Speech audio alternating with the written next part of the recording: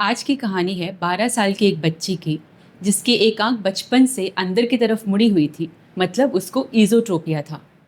लेकिन ये सिर्फ आंखों की दिक्कत नहीं थी। धीरे धीरे उसका सेल्फ कॉन्फिडेंस भी कम हो रहा था।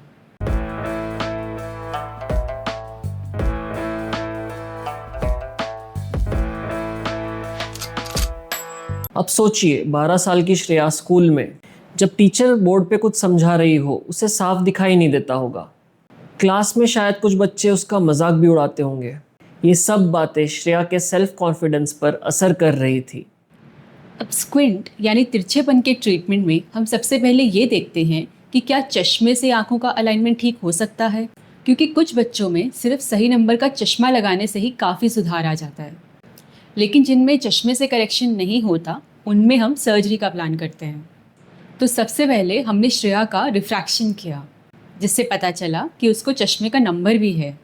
उसे चश्मा दिया गया जिससे कि रोशनी तो काफ़ी इम्प्रूव हो गई, लेकिन तिरछापन कम नहीं हुआ। मतलब श्रेया को ऑपरेशन की ज़रूरत थी। हमने उसकी आंखों की पूरी जांच करी, कितना तिरछापन है, कौन से मसल्स इन्वॉल्व हैं, कितना करेक्शन ज़रूरी होगा, ये सब कैलकुलेट किया। इन सभी जांचों के बेसिस पर हमने फाइनल सर्जिकल प्लान बनाया। बच्ची छोटी थी, इसलिए सर्जरी जनरल एनेस्थीसिया यानी कि बेहोशी में प्लान की गई। स्क्विंट सर्जरी में आंखों की मांसपेशियों को एडजस्ट किया गया। हमने मिडिल रेक्टस मसल को रिसेस यानी कि कमज़ोर किया और लैटरल रेक्टस मसल को प्लाइकेट यानी कि स्ट्रॉन्ग किया, ताकि आंख पूरी तरीके से सीधी हो जाए। जो आंख बचपन से टेढ़ी थी वो ऑपरेशन से तुरंत सीधी हो गई। बदलाव सिर्फ उसकी आंखों में नहीं, उसके पूरे चेहरे पर, उसकी मुस्कान पर दिखाई दिया। ये सिर्फ अलाइनमेंट का करेक्शन नहीं था, ये एक बदलाव था उसकी आइडेंटिटी में, उसके कॉन्फिडेंस में। कई बार एक सर्जरी किसी की पूरी दुनिया बदल देती है। तिरछेपन का इलाज पॉसिबल है।